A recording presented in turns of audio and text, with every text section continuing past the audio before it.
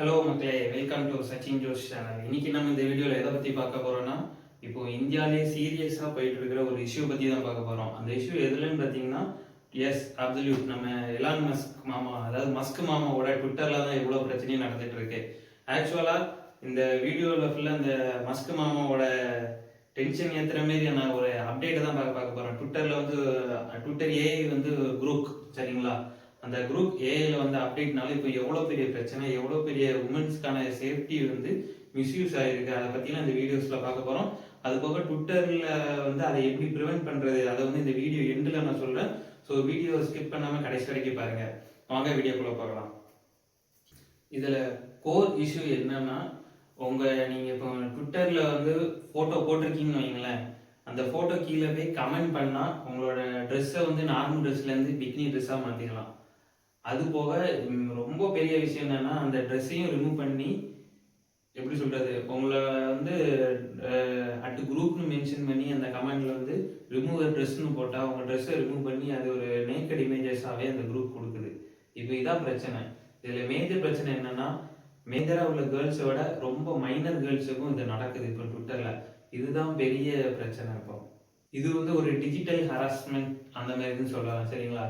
இவ்வளோ பெரிய ப்ராப்ளம் நடக்குது, நம்ம இந்தியா கவர்மெண்ட் இதுக்கு ரிப்ளை பண்ணலையான்னு கேட்டால், இந்தியன் கவர்மெண்ட் வந்து இந்த பிரச்சனையை பார்த்துட்டு உடனே ரிப்ளை பண்ணியிருக்காங்க. நம்ம இந்தியன் கவர்மெண்ட்டோட ministry of finance and IT இதை பார்த்துட்டு ட்விட்டருக்கு ஒரு வார்னிங் கொடுத்துருக்காங்க. வார்னிங் கொடுத்துட்டு 72 ஹார்ஸ்க்குள்ள இந்த ரிப்ளை கேட்டிருக்காங்க. அது போக 24 ஹார்ஸ்க்குள்ள அந்த எக்ஸ்பிளிட் கண்டென்ட் இருக்குல்ல, அந்த மாஃப் பண்ணிலாம் இருப்பாங்களா, அந்த கண்டென்ட்டை ஃபுல்லாக ரிமூவ் பண்ண சொல்லியும் வார்னிங் கொடுத்துருக்காங்க.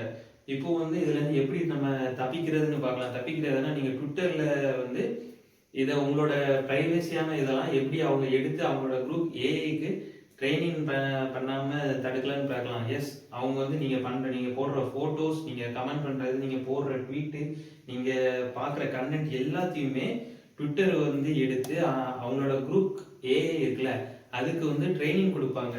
ஸோ அது இது உங்களுக்கு தெரியுமான்னு தெரியல, ஆனால் நீங்கள் ட்விட்டரை நான் இன்ஸ்டால் பண்ணும் போச்சுலேயே அந்த ஆப்ஷன் வந்து எனேபிள் தான் இருக்கும்.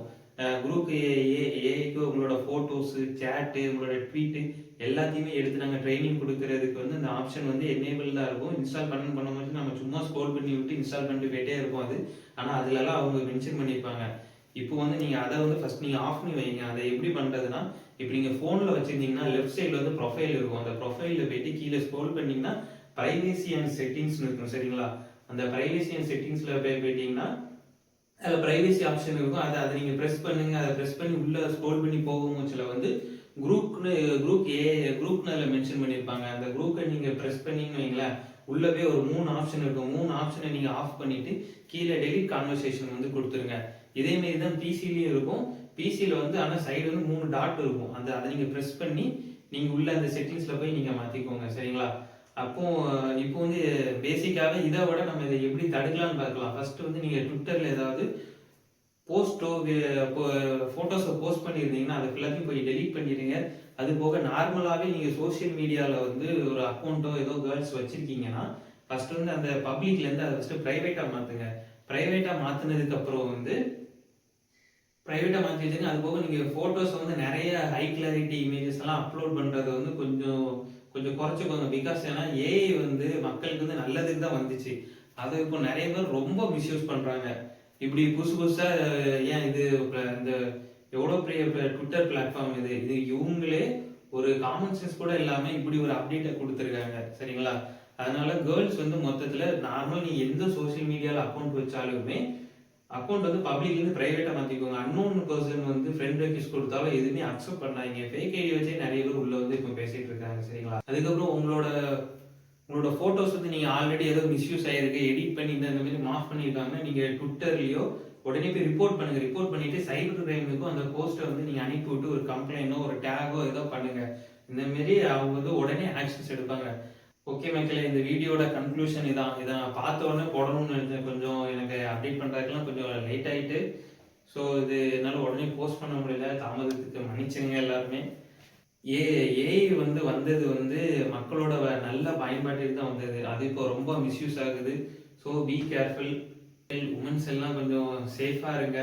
மென்ஸோட இது வந்து பெரிய பிரச்சனை உமன்ஸுக்கு தான். ஃபோட்டோஸ்லாம் ரொம்ப அப்லோட் பண்ணாதீங்க. இப்போ கொஞ்ச நாளைக்கு ட்விட்டரோ எதுலையுமே நீங்கள் போஸ்ட் போடாதீங்க.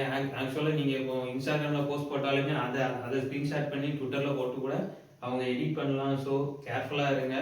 இந்த வீடியோ பிடிச்சிருந்தா லைக், சப்ஸ்கிரைப், கமெண்ட் பண்ணுங்கள். சச்சின் ஜூஸ் சேனலை மறக்காம சப்ஸ்கிரைப் பண்ணிடுங்க. தேங்க்யூ.